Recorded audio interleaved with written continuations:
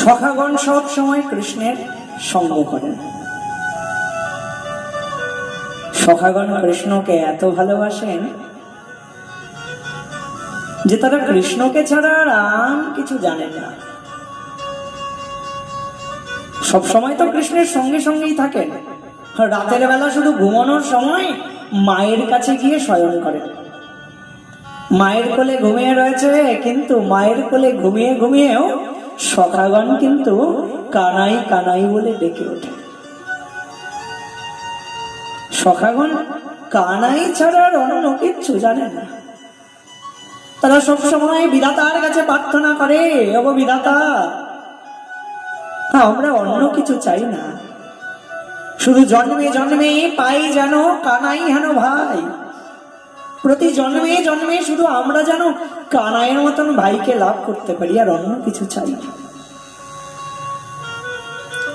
সখাগণও সবসময় এই চিন্তায় ব্যস্ত থাকে, কি করে কানাইকে সুখ দেওয়া যায়।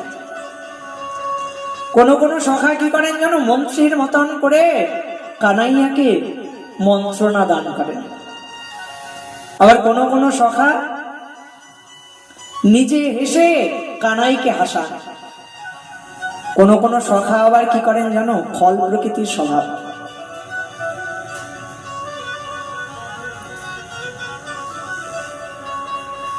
কিন্তু ফল প্রকৃতির স্বভাব হলেও বক্র ব্যবহারটা কার জন্য? আসলে তো শ্যাম সুন্দরের জন্যই। কখনো কখনো বক্র ব্যবহার করে আসলে শ্যাম সুন্দরকেই চমকে দেয়, শ্যাম সুন্দরকেই বিস্মিত করে। কখনো কখনো কেউ আবার তার সরল ব্যবহারে শ্যাম সুন্দরকে সুখী করে। সখ্য রসের মধুর লীলায় যে যার মতন করে পাচ্ছেন, সবাই শ্যাম সুন্দরকে সুখী করতে ব্যস্ত। আসলে এরা কানাইয়ার সুখ ছাড়া অন্য কিচ্ছু জানে না, অন্য কিচ্ছু বোঝে না। কানাইয়ের সুখেই যেন এদের সুখ। কানাই খেলে এদের যেন খাওয়া হয়ে যায়। কানাইয়া যদি আনন্দ করে তবে যেন এরাও আনন্দিত হয়।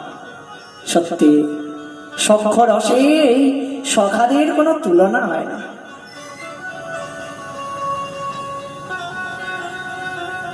অপ্রাকৃত সখা তো, তাদের ভালোবাসাটাও যেন অপ্রাকৃত।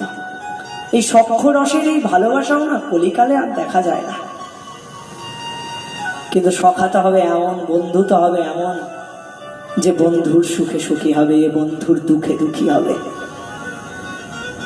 তাই সখ্য প্রেম কেমন হওয়া উচিত, তা ওই বৃন্দাবনের এই ব্রজবাসী সখাদের কাছ থেকে শেখা উচিত। সখ্য প্রেম কেমন হবে, এই সখারা শিখিয়ে দিয়ে গেলেন সখ্য প্রেম কেমন হওয়া উচিত, কেমন করে বন্ধুকে ভালোবাসা উচিত, কেমন করে একজন বন্ধুর আরেকজন বন্ধুকে সেবা করা উচিত, কেমন করে একজন বন্ধুর বিপদে আরেকজন বন্ধুকে ঝাঁপিয়ে পড়া উচিত। এ তো যেন এই ব্রজের রাখাল বালকগণ শিক্ষা দিয়ে গেলেন।